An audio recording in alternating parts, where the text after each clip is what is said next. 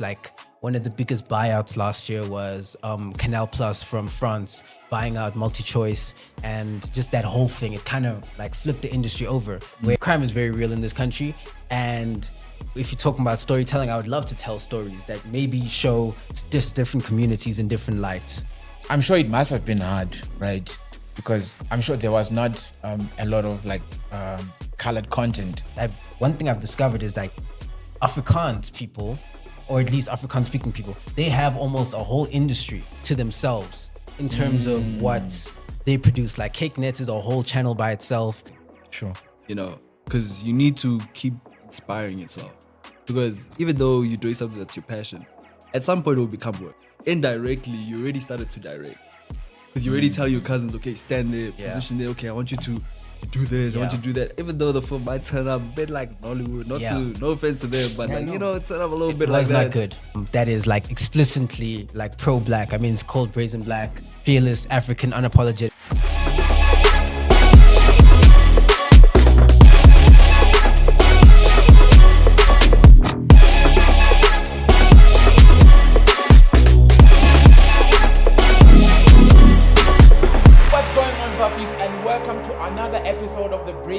Podcast with a new and improved look, but we are still the home of the fearless, African and unapologetic storytelling. I am your host with the most, Tebatso Mashishi, the black boy with the white skin, and this is the space where we sit down with the future, the next generation of South African filmmakers who are well on their way to making themselves household names in their own right. This episode is brought to you in association with the Brazen Black Art Film Fridays, where every last Friday of the month they showcase new and fresh films from these emerging filmmakers. On today's episode, we are profiling Khancha, a short horror film that follows Tebatso, a young criminology student who travels to an abandoned farm to investigate a violent case that is connected to her past. So Khancha explores themes of cycles of family grief and spiritual reconciliation. So to help me unpack the film more, I am joined by the directors of the film. So Buffy's at home, relax, grab a drink, popcorns, and put your hands together and help me welcome ESIHLE and XANDER.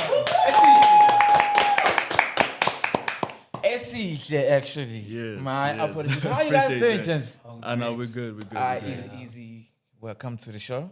Thank you. And yeah, so excited to have you guys. All right, so Buffy's at home. As you can see, we have just a well-new, improved look. You know, I've got a banner, Brazen Black, fearless, African, and unapologetics. You know, the mics. How you guys feel about the setup? It's nice. I won't lie. When we walked in, we're like, Yeah. y'all got your thing going on, Well the and green and all that. Yeah. I really like it. Even the drinks, Cohesive. everything. Yeah. Everything's put together. See the previous podcast. Yeah, we did. We saw the one with Kaya. And, Yeah, Kaya and Keanu, yeah. Yeah. So we saw like, okay, this is new and improved. Yeah, let's grow. That's We it. need to acknowledge the growth. Exactly. Shows there's investment put into it. Hey, and we're glad to be here when it's all nice and stuff. So yeah. Yeah. Shout out. We can get into the gist of the podcast now. All right.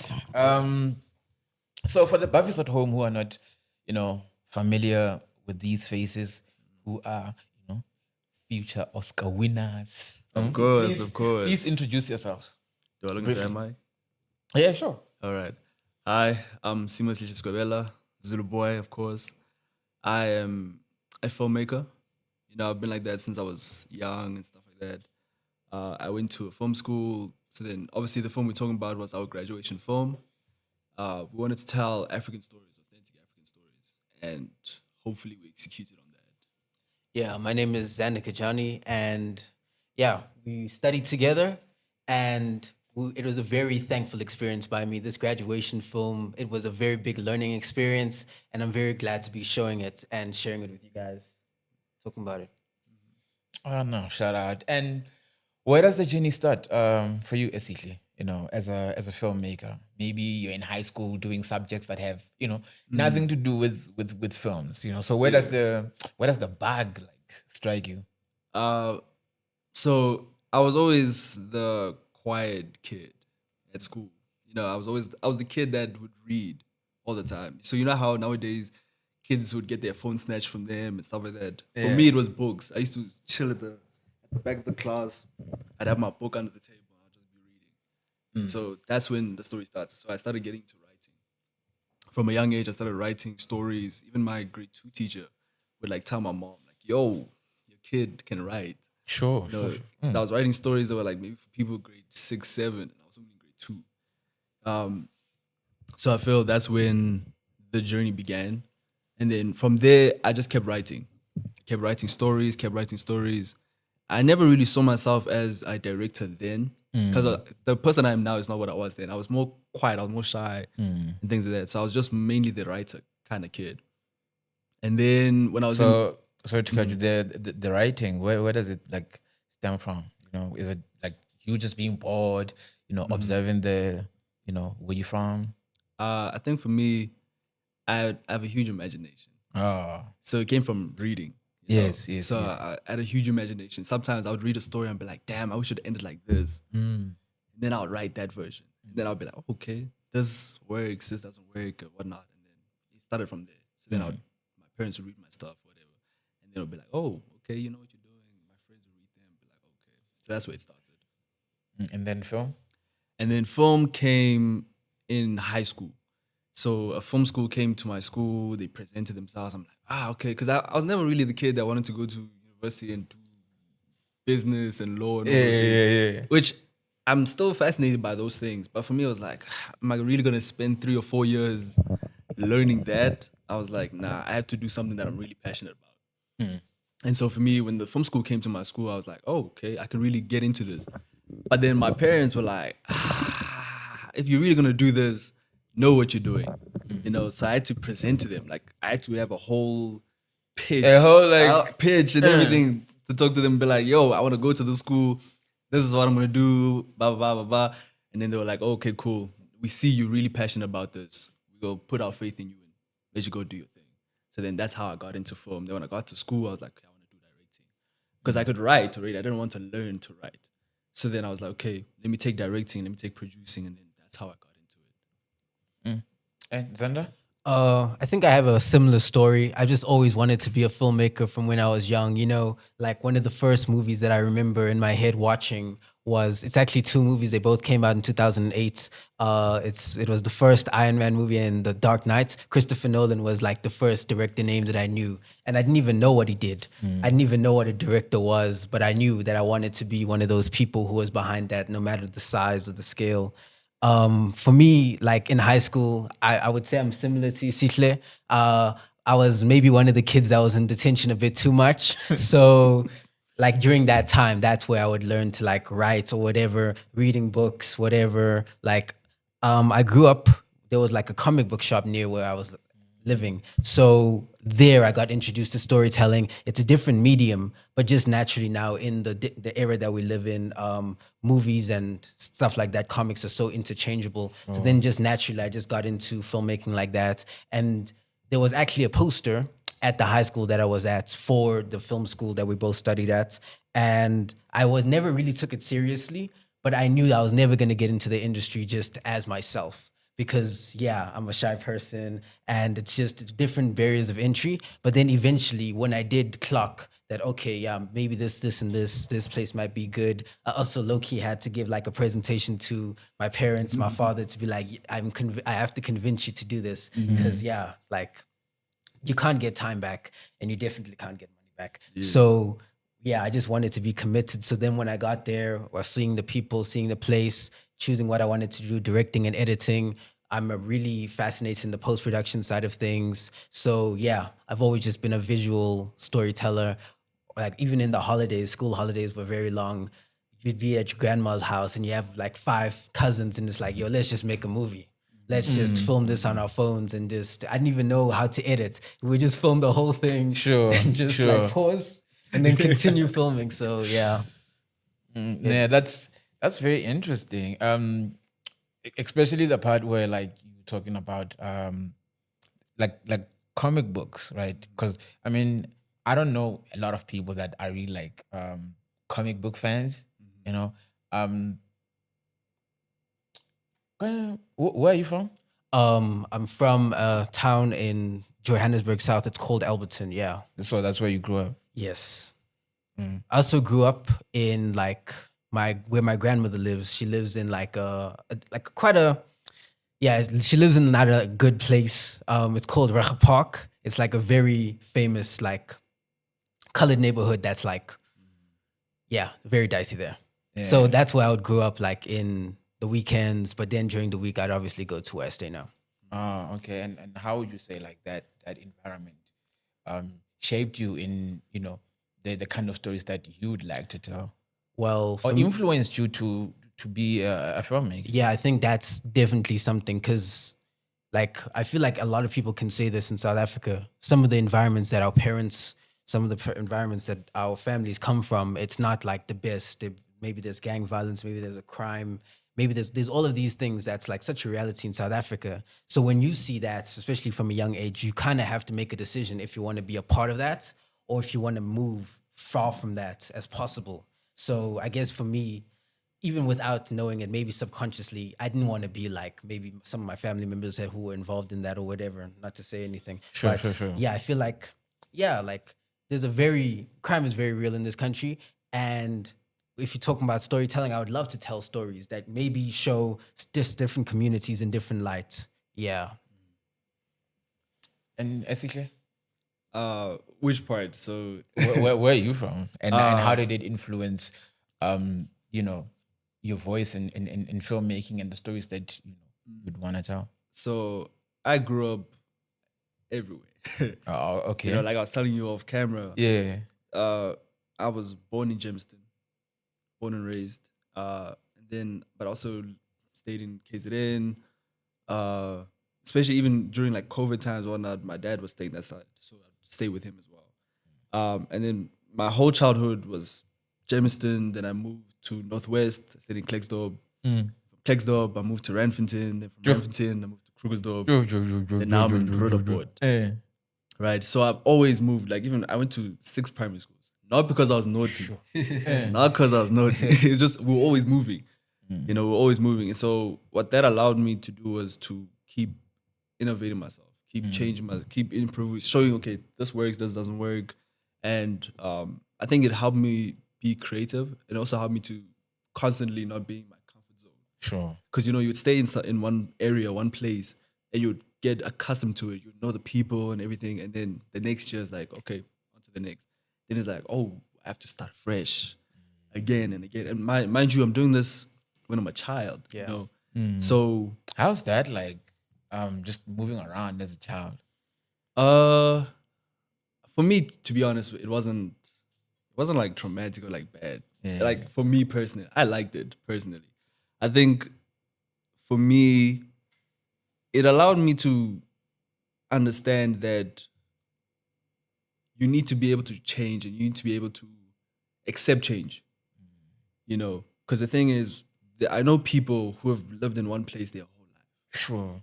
So then the minute they have to change, it's like a difficult decision because like you're leaving so much behind you. But then I think for me, it was more of a thing of, okay, what do I do with the situation I'm in now? And so because I learned that from a young age, when I'm older, I'm able to make risky decisions, like obviously calculated risky decisions. Sure, I'm able to take risks. I'm able to do things that I see works for me, Because I feel like I would have played it safe in my life if I didn't go through that, Because I feel like I wouldn't have gone to film school, for example. Because I would have been like, nah, I'm gonna take the conventional route, maybe go and do law, maybe go do, business, economics, or whatever the case may be. But because my life was always changing and evolving, I'm able to take those type of risks and be like, okay, cool, let me get into filmmaking, let me get into this, do that. So it helped me experiment. You have a very, very interesting, like childhood, because I can just imagine, the amount of stories, that you have seen from all these different spaces that you've been in as a child, that you have experienced. Yeah. One thing I will say is every area, every different place that you live in South Africa has a different culture to it. Sure. Even Gauteng, for example, we like from Randfontein to Krugersdorp, the cultures are not the same. Even though they are like next door neighbors, like close to each other, but they're not the same. Same way Gauteng is not the same as Northwest. You know, Northwest is more like a town feel to it. It's not like the big city. It's not everything is fast paced and moving. In Krugersdorp, it's like it's chill, like it's laid back. So I feel like the problem, like not the problem necessarily, but one of the things that in filmmaking in South Africa is that we are telling one type of story. You know, it's either it's from the township or it's from the suburbs or the rich people or the poor people. But I'm like, there's people in between that we're not conveying to, you know. And But so is that? Don't you feel like it's a like a business, you know, a business strategy, you know, because the minority like languages, right, cultures are not catered for, right? So maybe on a business level, maybe that doesn't make sense business wise. You know what I mean? That's why that happens. Don't you think, Sandra? Yeah, and I think to your point, and maybe a counterpoint a bit, because what ESIHLE is talking about is, I think, is something very real. There's so many different types of South Africans. Like outside, we're talking about different cultures. We're talking about like at the end of the day, despite there being so many cultures in South Africa, like the predominant race is still like black. But then something I've recently discovered, you're talking about minority languages and minority cultures and within the country.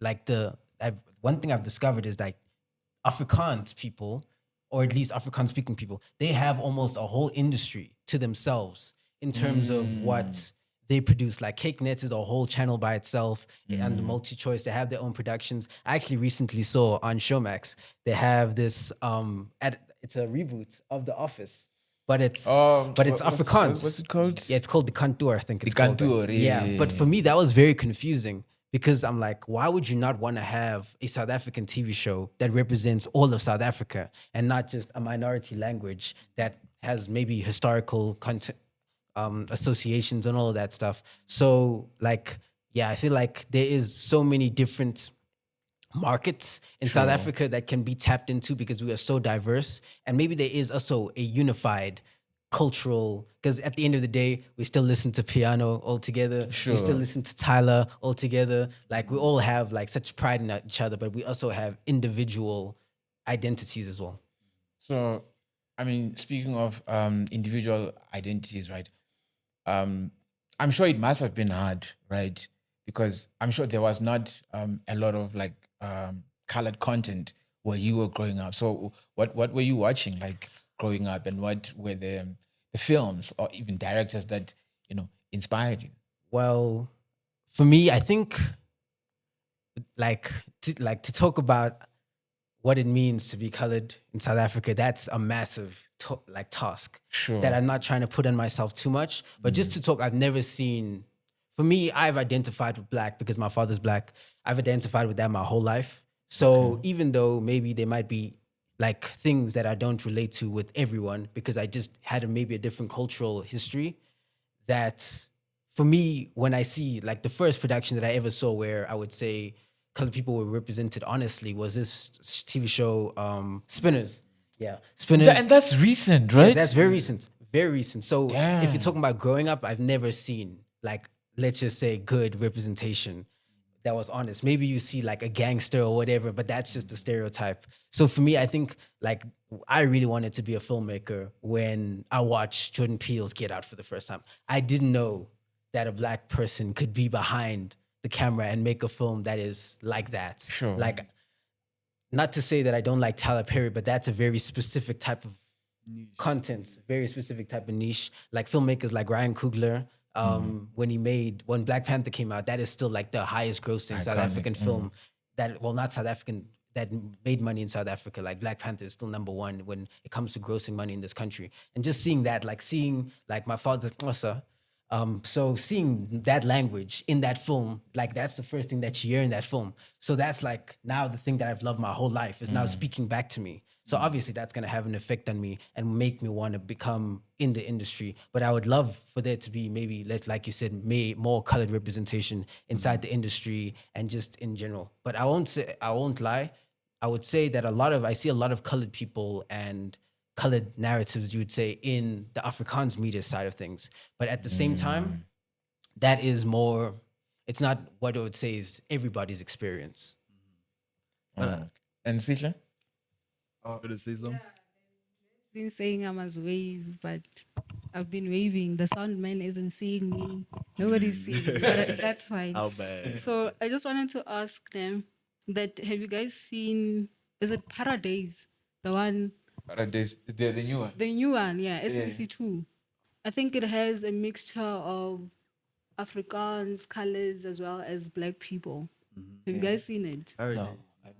It's I'll add that to recent. my list. Yeah. It's recent. Like how Yeah, it's recent? very recent. Okay. Yeah, Yeah, because check I it out. think it speaks more to what you guys are speaking about right now. Né? And also just to go back, as I was saying that I've been waving, right? You mentioned something. Sorry, that's all right. No, it's okay. You said that you had films, you didn't know what editing was. So you had films where you're shooting and you'd pause, and then I'm just interested in knowing, where did the film land? Like, and was it a good performance that it was like one takes, or how like, and also how did it contribute to your journey as a director as well? Because now you know that you can cut. Now you have like the luxury to say, okay, guys, let's cut. So, like, we speak about that, like, it really was just because we were bored. You know, school holidays back in the day, well, I'm sure they are still long, like maybe 4 or 5 weeks. And you're at your grandmother's place and you're not in maybe the best situation, but you have your phone. So you can just use that to then take your cousins, because they'll just listen to what you say anyway. And then you film them. And then, yeah, like I said, I didn't know like editing. I didn't even know how to do that. TikTok wasn't a thing back then. Like, shout out to the kids. So really, we were just pausing. Like, okay, you guys pause now. I'm gonna pause the camera. Now we're gonna do something else. So I guess in terms of as a filmmaker, maybe something that I noticed when we were filming last year is that I really like, and maybe this adds to what you're trying to ask me. I really like long takes. Like takes that go on really long. It's messy for editing, because if you mess it up, you can't fix it. And that was something that we struggled with. But yeah, just letting the frame breathe, letting the characters breathe within the frame, like allowing almost the audience to feel the world of the story. But yeah, maybe it's something that influenced me now, but back then it was just really because I didn't know about anything in filmmaking. This is like I was 13, 14. Like we just watch movies and we'd be like, okay, yeah, like let's just try something. Nah, actually, I fully agree with him, because I used to do the exact same thing. You know, I think what it helped with is that indirectly you already started to direct, because you already tell your cousins, okay, stand there, position there. Okay, I want you to do this, I want you to do that. Even though the film might turn out a bit like Nollywood, no offense to them, but you know, it turned out a little bit like that. It was not good. But it showed that you were capable of leading people in a certain direction. So I think that's where it came. It gave you a confidence. Even as a young kid, you're able to call the shots and be able to say, okay, do this, okay, camera, I want it here, position like that. You didn't know at the time that what you're doing is directing. Not at all. But I think that's how it also helped in that sense. So like with the film that you were doing with your cousins, right? So what were some of the stories or the issues that are happening in the society that you guys were emulating while you guys were, you know, doing those long takes? So I wish I could say I was trying to say something deep, but we were really just like, you know, when you're a kid and you play pretend and like, yeah, like somebody's Goku, somebody's Superman, and now you're fighting or something like that. Like we do something like that. But also, I loved horror movies since I was young. So I would just do weird things. Like I used to, one of the films that I remember, and this was not serious. This is like maybe 30 seconds, whatever. Like it was not serious. Like we used to take tomato sauce, and my grandmother used to shout at us for doing this, because now we're messing with resources, messing with what's gonna be for dinner. And we used to like rub it on one of my cousin's face and like, okay, and now you must play dead, and then somebody's gonna find your body or whatever. Just trying to make horror movies in broad daylight, not knowing anything, like just trying to try something. But yeah, like So you were making horror movies as a child, like 13, 14. But that's you're still still a young. child, That's bro. still young. But yeah, I always liked horror movies. Like, so When did you start watching horror movies, Sandra? okay, if I have to be honest, my mother really loves horror movies, and she always like, she didn't say I must watch them, but you know, when your parents tell you not to do something, now you're peeking around. gonna the go corner. do the opposite, I'm peeking around the corner. I'm watching what my mom's watching, and now I'm getting scared. But you know, horror movies, you like to get scared. So even though you might like peek under the covers or whatever, you're trying to. But still, I was like, okay, yeah, like, oh, my mom said I mustn't watch this, but I want to watch this. So yeah, Like I think it came out around that time when we were Yeah. around that age, and that was a big deal for horror movies. Nah, it for was. us. Yo, especially a clown, because as a kid, you go to a party, you see a clown, you think, then you watch it, and now when you go back to the party, like, I'm not sure about you. But you know, that's what it is what it is. Yeah, I guess. and I feel like that maybe played into our film now. It's a horror drama, and that's something me and ESIHLE really wanted to push on, having a horror, because at that point we were just doing the same thing over and over, and we really wanted to challenge ourselves and do a horror. So yeah. Yeah, not true. And how is that like? And yeah, how is that attempting To do a horror. attempting a horror? You know what I mean? Because there's not really much reference like locally in terms of like horrors, right? I could assume that the international market was your frame of reference. Some of it, but there is a South African film. Yeah. We had 8 as a reference, Eight, The Soul yeah, Collector. 8. Yeah, that's a Eight, film on yeah, Netflix. South South African African film horror on Netflix. was one of our references. I would say, but at the same time, it is hard because there's not a lot of references. So you can only take from that one, but at the same time, you don't want to copy and paste what they're doing. Yeah. You know, in terms of horror, I think horror is a hard genre to do. You know, it's because there's so many factors to think about.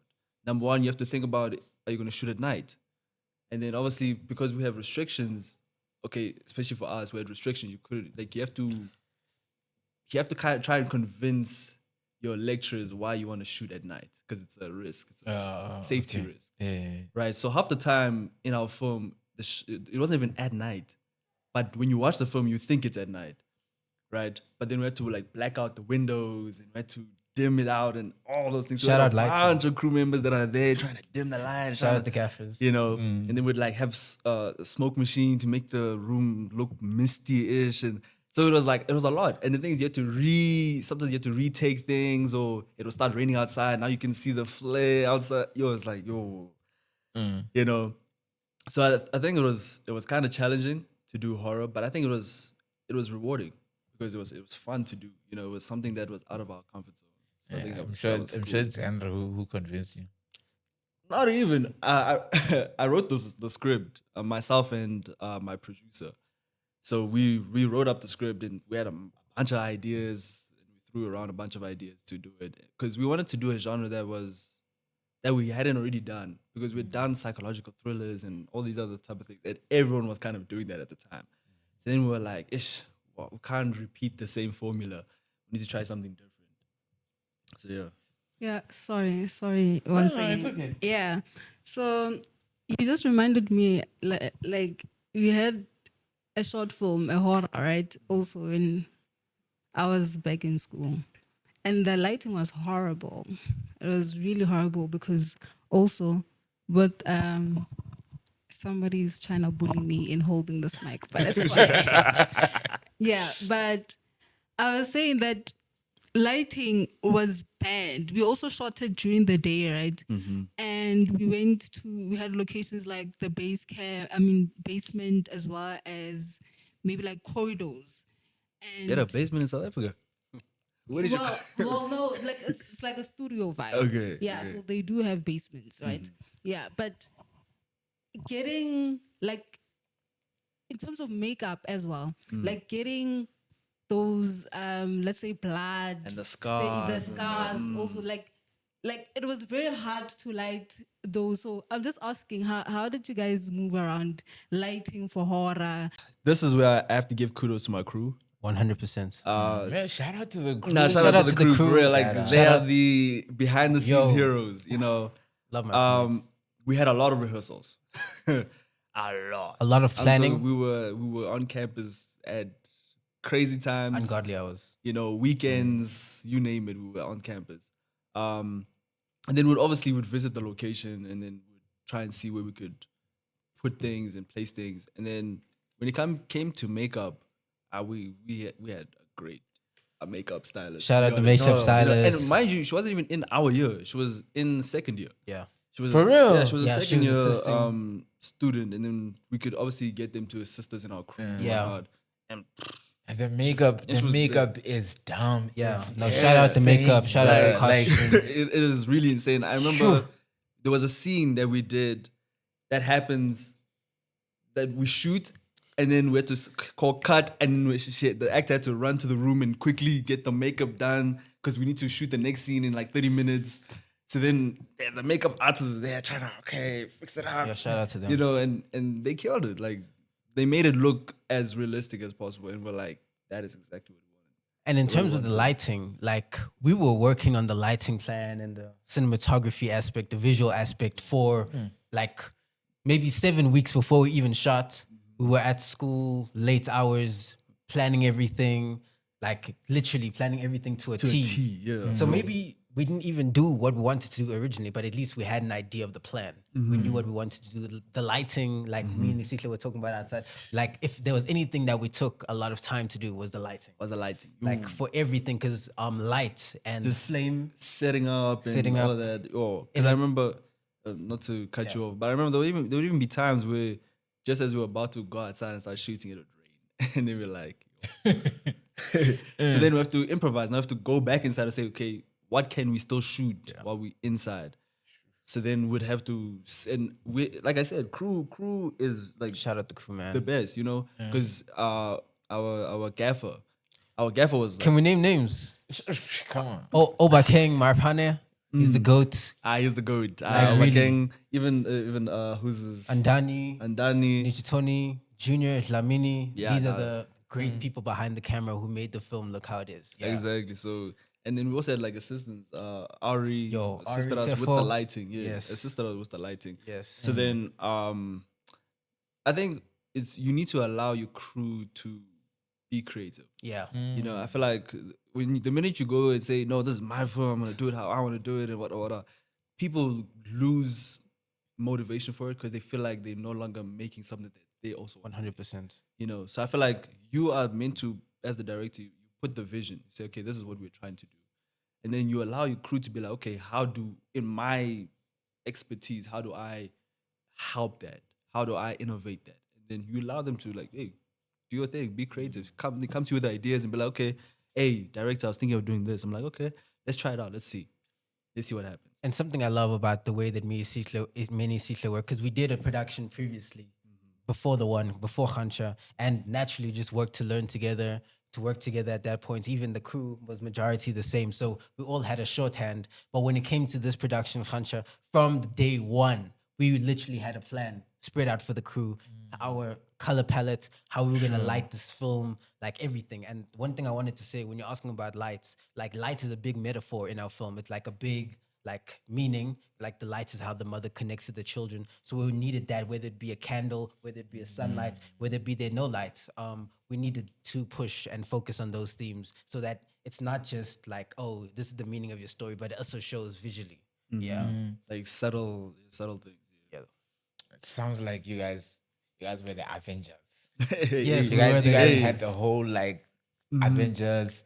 You know what I mean? I think, not to cut you off, but I Sure. think what helped in the crew is that we've been the same crew since the beginning of the year. So half the time you would keep changing crews halfway through the year and whatnot. But because we stayed, like the main core crew stayed the same since the beginning of the year, we already knew each other. We knew each other's personalities, work ethic, all of these type of things.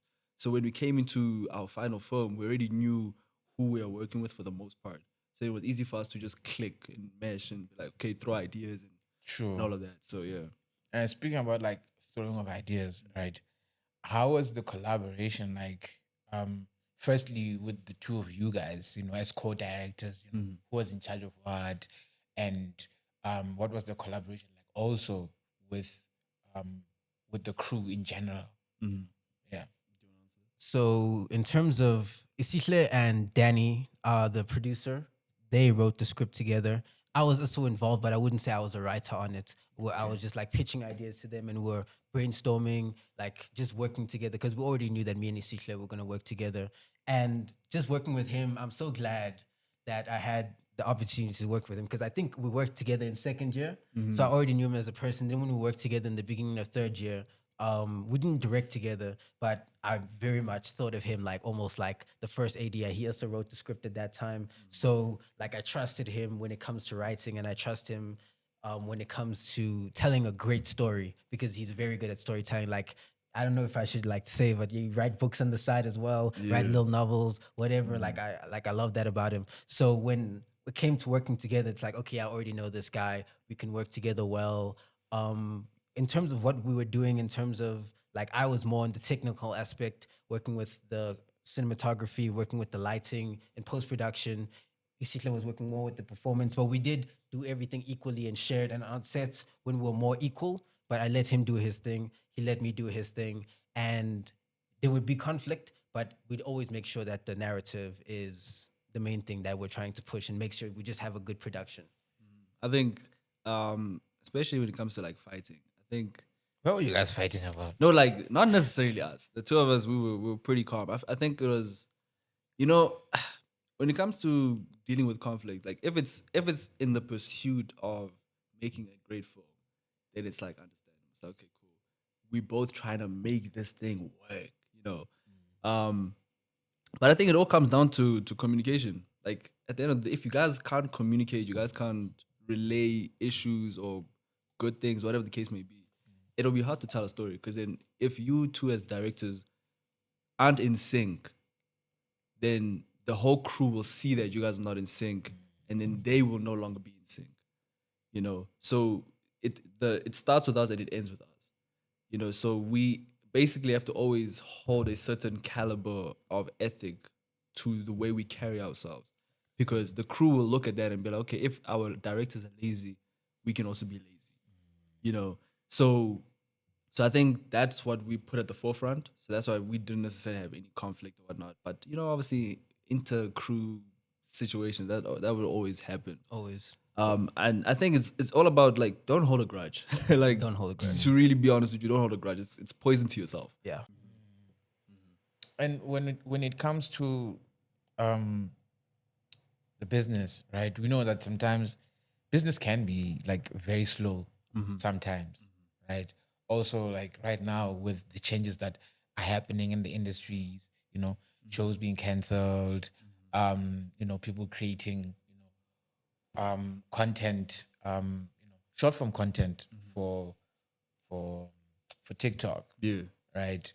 How do you guys, keep your mental health like in check, like when things are slow and So one thing for me is I feel like it's very easy to fall into the trap, and something that my family thinks, and maybe you can agree with this. Like now, because you went to a film school, now you're supposed to be good at taking photos, or now your family just wants you to be the photographer, or just trying to not become a content creator in a type of way. Like I respect that, but I feel like being a filmmaker is not the same thing as just shooting a video with your friends for TikTok, like you said, for social media. But it's about being aware of those things, like paying attention to the news in the industry. Like for instance, like one of the biggest buyouts last year was Canal Plus from France buying out MultiChoice, and just that whole thing. It kind of like flipped the industry over, where maybe the South African film market is now maybe more of an international market because of that type of thing. And also understanding, like I think ESIHLE, you were talking about outside, like how different provinces like serve different roles. But in terms of your question about like staying mentally healthy and just when the work is slow, you just have to keep on being inspired. Like even maybe this is something we can both speak to. I'm not like the strongest writer in my opinion, but I still try to write. So even just writing a script, like being like, okay, yeah, I wrote the script, just like expressing yourself, whether it be writing a script or even like making like video edits of my favorite films. I really like doing that just to keep the passion burning and stuff like that. And just like I said, going to film festivals, like not always going to be working, which is the reality in this industry. Like you'd be on set 3 times, like 3 days, and that will be maybe your work for the whole next 4 months. So like that's just the reality. Even the biggest filmmakers in the world aren't on set every single day, but they probably get paid a lot of money. But yeah. Okay, for me, I'd say 2 things in terms of like mental health. I think you need to, number one, keep creating. sure. You know, because you need to keep inspiring yourself. Because even though you're doing something that's your passion, at some point it will become work. You know, and the day it becomes work is now when you start feeling like it's a drag to move and do something. So I say just keep creating. Even if you're not making money for it, keep creating. Because then once you'll realize years from now, you'll be like, oh damn, I've created all of this material. What do I do with it now? And now you just realize that you're sitting on a jackpot. You know, I would say that's number one. And then number two, I would say go to a quiet place. Whether that's Emakaya, go back to your family, or whatever the case may be, go to a quiet place. Because the world we live in now is so noisy. You know, you open your phone, there's TikTok comments, and there's WhatsApp, and there's this, and there's that. You go outside, there's cars everywhere. Like, it's so noisy that sometimes you feel like your mind is so clouded with information. Like, you see on the news, Mang Mang is bombing Mang Mang, and you're just like, whoa, like, what is going on? You know, so I think as people, you just need to take a step back, go to a park, just chill, breathe fresh oxygen. Like, truly, people don't understand. Like, it's so therapeutic. Go for a run, you know, in nature, like outside. People don't realize how keeping your body active and keeping your body moving is so beneficial for your mental health.